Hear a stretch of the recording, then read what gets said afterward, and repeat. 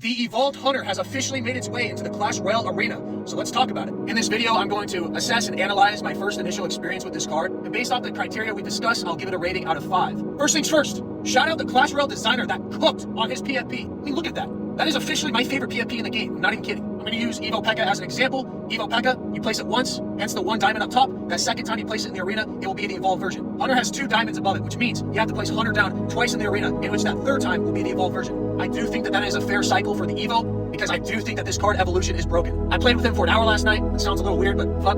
Didn't really use a meta deck. I kind of just created a random deck just to like mess around. This is one of the most broken card evolutions to come out. I would compare it, honestly, with Evo Knight, Evo Firecracker, Evo Lumberjack, but honestly, that's any card evolution, you know? Like, that's how Supercell is going to suck people in to buy it, all right? They're gonna make it broken, they're gonna make it fun, as long as you have it. This is definitely going along that business model. I don't really understand why they veered off with Evo Ice Spirit, Evo Musketeer, because honestly, at release, those Evos were kind of mid. Why is the card broken? The net ability, the ability for that Hunter to shoot, and it will grapple on a troop, and it will freeze that troop in time. In one of the games yesterday, there was 2 P.E.K.K.As. One of them was Evo, and I had an Evo Hunter down, a Berserker down, and I think a couple Goblins. I would honestly compare Evo Hunter to this.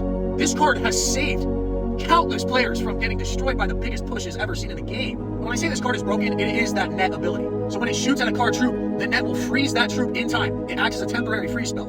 After I don't know how many seconds, that troop will break out of the net, but then the Hunter will just shoot another net at it. So if you're running Golem, Lava Hound, any sort of tank push, you're gonna wanna make sure you have Lightning in your deck, or Fireball Rage, Fireball Zap, Arrow shit, everything. Let's venture off into how Supercell is going to nerf this Evo. I think the way and the route they're going to take is to shorten the duration in which the net will temporarily freeze a troop. I think it freezes troops a little too long. I feel like when I was going against a P.E.K.K.A, for example, and the Evo Hunter shot, froze it, and the net popped off, I think P.E.K.K.A should be able to get an extra hit, maybe even 2 hits before another net pops up on it. With that being said, we then need to talk about the playability aspect, the new, fun, exciting gameplay that comes with this card. The fact ground troops can now attack flying troops is absolutely insane, but a very cool concept. I don't think they'll nerf that feature of it. It's definitely that net capability that needs to be studied. What do I think will come of this season? If this card maintains to be broken, obviously there's gonna be some sort of meta decks. I fear RG might become meta, given that Evo P.E.K.K.A isn't really good anymore. When new metas come out, there's typically new counter metas that come out too. I think Royal Recruits is going to be seen everywhere, which sucks because we all hate that deck. This card will struggle against Swarm. I mean, the net will literally only grapple on 1 troop. So if there's 5 Barbarians coming at you, it's grappling 1 Barbarian. It's not like it clumps all of it together. Lightning will be everywhere. It's going to be really interesting to see the new styles, the new metas, the new decks that come because of this card. All right, let's rate this puppy now on a scale from 1 through 5. Based on the PFP, based on the new styles and gameplay that I think will be